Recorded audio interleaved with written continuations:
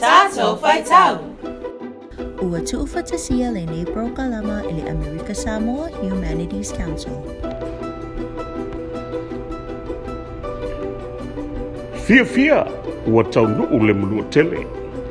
Tusia e o feira o Shoali'i Nu'Solia. Tusiata Dennis Ahoia.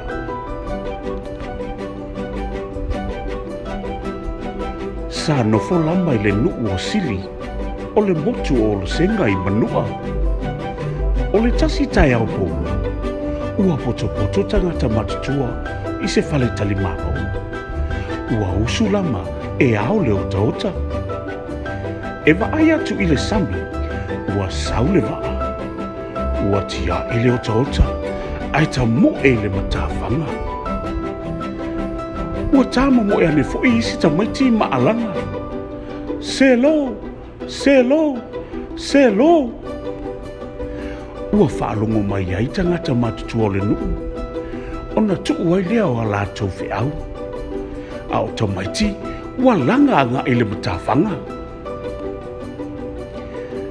A o le pule nuu ua pāui. Pine mane foe, ngā luenga o le waa. O ta maiti ua si sifa ma pepese.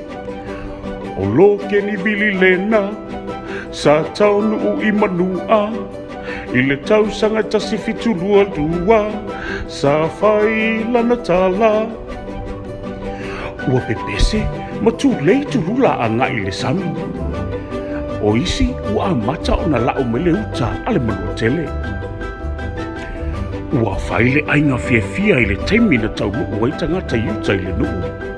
A o tau le lea, ua whaasoa le uta na au mai le waa.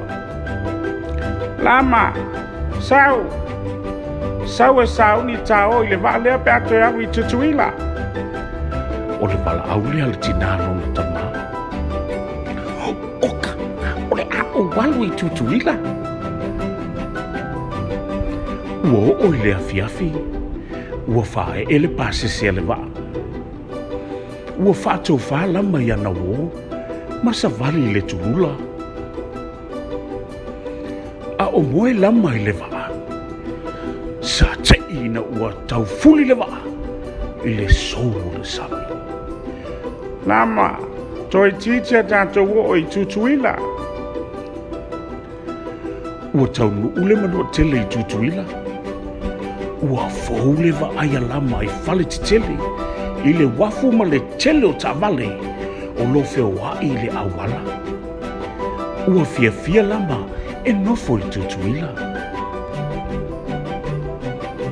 A o tie lama i le tavale, ma whaasolo le na matamata. Salangona lo na Fiafia tele, ina ua Taunu'U i tutuila. Ua mawae tau sanga i tele, ona toi malanga leo lama i manua.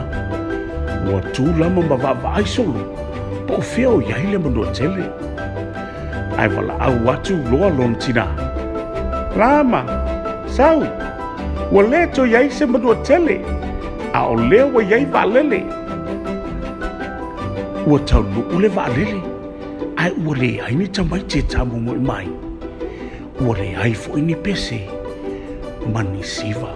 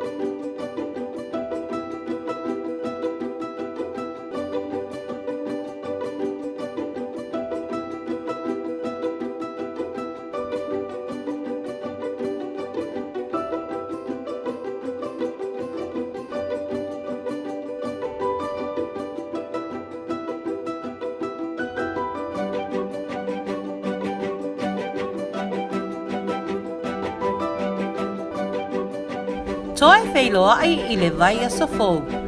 Tatou Faitau.